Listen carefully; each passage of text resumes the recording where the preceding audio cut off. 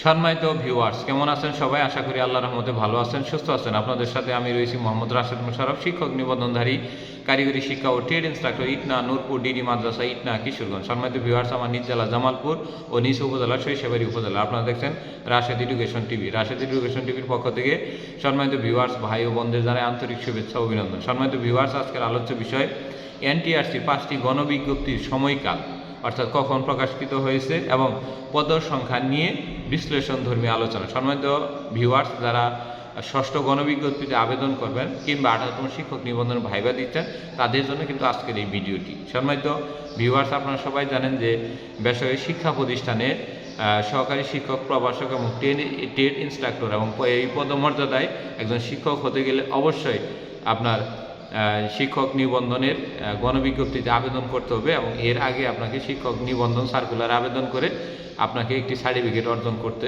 হবে। তো সেই হিসেবে আমাদের গণবিজ্ঞপ্তি এনটিআরসি 2015-16 সাল থেকে শিক্ষক নিবন্ধনের গণবিজ্ঞপ্তি প্রকাশ করে আছে। তো সেই বিষয়টি একটি গণবিজ্ঞপ্তি থেকে আরেকটি গণবিজ্ঞপ্তি প্রকাশে কেমন সময়কাল, কেমন পদসংখ্যা ছিল, এমপিও পদে কেমন ছিল এবং নন এমপিও পদে কেমন ছিল, সেই বিষয় নিয়ে সংক্ষিপ্ত আলোচনা করব। তো যাই হোক, আমাদের প্রথম আসি আলোচনায় যে আমাদের প্রথম গণবিজ্ঞপ্তি প্রকাশিত হয় 20শে জুলাই 2016 সালে এবং সেটা আগস্ট মাসে আপনার আবেদনের শেষ হয়ে যায়। সেই গণবিজ্ঞপ্তিতে শূন্য পদ ছিল 15,000। এই 15,000 শূন্য পদই ছিল এমপিওভুক্ত, অর্থাৎ মান্থলি পেমেন্ট অর্ডার ভুক্ত প্রতিষ্ঠান। এমপিওভুক্ত পর্যন্ত যেটা সরকারি পক্ষ থেকে বেতন দেওয়া হয়, সেই প্রতিষ্ঠানগুলোকে এমপিওভুক্ত প্রতিষ্ঠান বলা হয়ে থাকে। তাহলে এখানে কিন্তু সিট সংখ্যা ছিল 15,000। দ্বিতীয় গণবিজ্ঞপ্তি প্রকাশিত হয় 26/8/2018, শেষ হয় 30/9/2018 এবং এর পদের সংখ্যা ছিল 40,287টি। এখন কথা হলো, দেখেন 16 সাল এবং 18 সাল এর মধ্যে কিন্তু দ্বিতীয় গণবিজ্ঞপ্তি প্রায় 2টি বছর অতিবাহিত হয়ে গেছে এবং এই 2টি বছর অতিবাহিত হয়েছে এবং এই ক্ষেত্রে পদের সংখ্যাটি অনেকটাই কিন্তু বৃদ্ধি পেয়েছে। এখানে আগে ছিল 15,000, পরে হয়েছে 40,000। আসলে আমরা তৃতীয় গণবিজ্ঞপ্তি নিয়ে আসি, যেটা 5/4/2021 প্রকাশিত হয়েছে এবং এটা আবেদনের শেষ সময় ছিল 30/4/2021। এখানে আবার দুটি পদ্ধতিতে আপনার গণবিজ্ঞপ্তিটি প্রকাশিত, একটি হলো এমপিও পদ, একটি নন এমপিও পদ। এই সব মিলিয়ে আপনার যে এমপিও পদ ছিল 48,199টি এবং নন এমপিও পদ ছিল 6,105টি। এর মধ্যে স্কুল এবং কলেজে এমপিও পদ ছিল 26,838টি এবং নন এমপিও পদ ছিল 4,263টি এবং মাদ্রাসা এবং কলেজে ছিল 19,154টি এবং নন এমপিও ছিল 1,842টি এবং সব মিলিয়ে এমপিও এবং নন এমপিও সব মিলিয়ে 54,304টি এমপিও, মানে সব মিলিয়ে শূন্য পদ ছিল তৃতীয় গণবিজ্ঞপ্তিতে।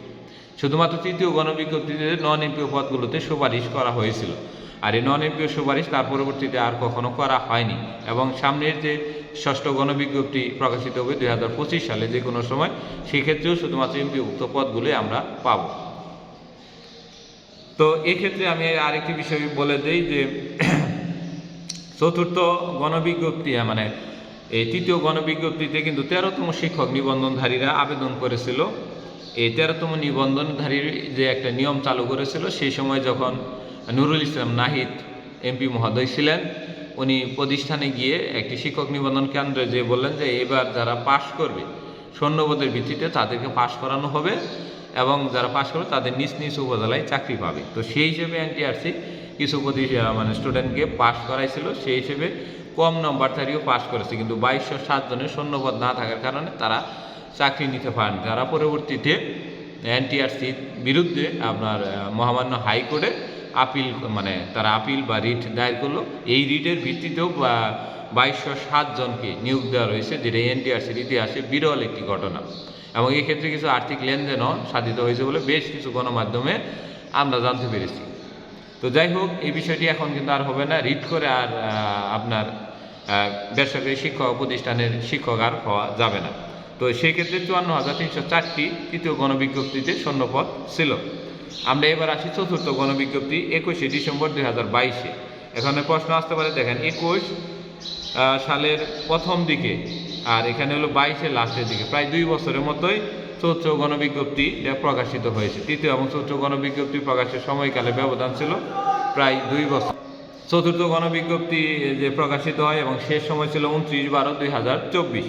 সেক্ষেত্রে এমপিও স্কুলে শূন্যপদ ছিল, স্কুল মাদ্রাসা সব মিলিয়ে ছিল 68,390টি এবং স্কুল কলেজে ছিল 31,508টি, মাদ্রাসা এবং কারিগরিতে ছিল 36,882টি।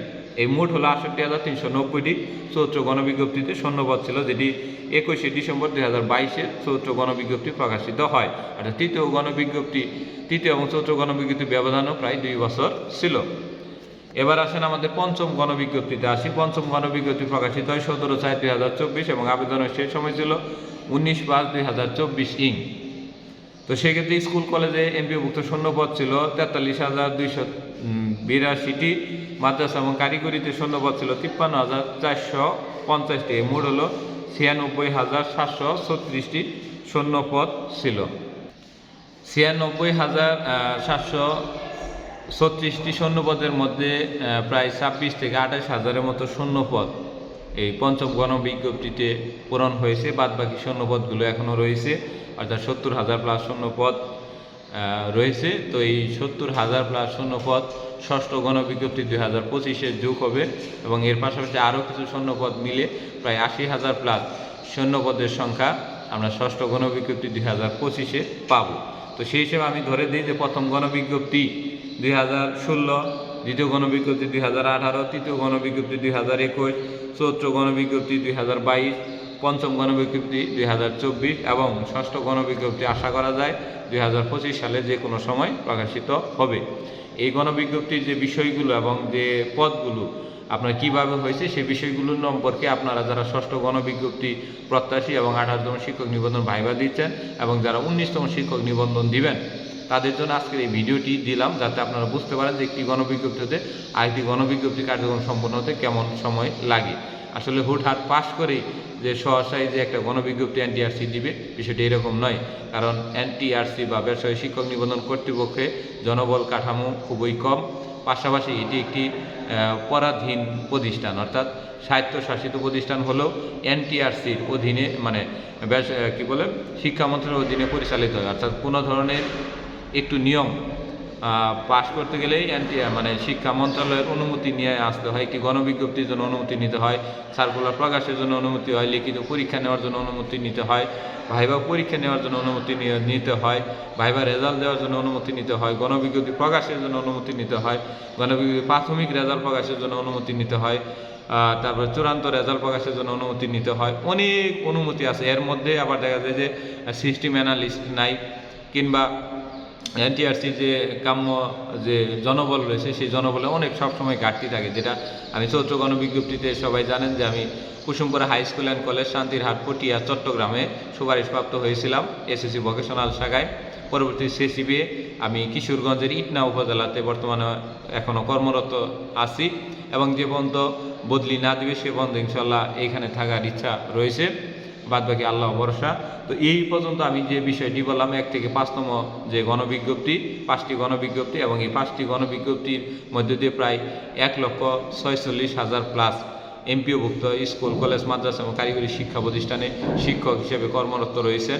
এবং এটা কিন্তু বিগত যে সরকার রয়েছে যে শেখ হাসিনা সরকার, সেই সরকারের নির্দিষ্ট এই যে আগে কিন্তু আপনারা সবাই জানেন যে 10 লাখ, 12 লাখ, 8 লাখ টাকা দিয়ে কিন্তু এই শিক্ষক হওয়া লাগতো, কিন্তু উনি ওনার নিজস্ব ব্যক্তিগত উদ্যোগে এই সিস্টেমটা চালু করেছিল। এই জন্য আমরা তাদের ধন্যবাদ জানাই এবং এটির ধারাটা যেন অব্যাহত থাকে। এবং আমরা আরও বলবো যে বর্তমান যে সরকারগুলো আসবে তারা যেন স্কুল কলেজের 3য় এবং 4র্থ শ্রেণীর সকল পদগুলো এনটিআরসির মধ্য দিয়ে নেয়, তাহলে এনটিআরসি প্রতিষ্ঠানে আরও শৃঙ্খলা ফিরে আসবে। তো ধন্যবাদ সবাইকে, সবাই ভালো থাকবেন। আর ভিডিওটি যদি ভালো লাগে তাহলে অবশ্যই লাইক, কমেন্ট, শেয়ার দিয়ে আপনার বিভিন্ন গ্রুপে লাইক, কমেন্ট, শেয়ার দিয়ে আমাদের পাশেই থাকবেন।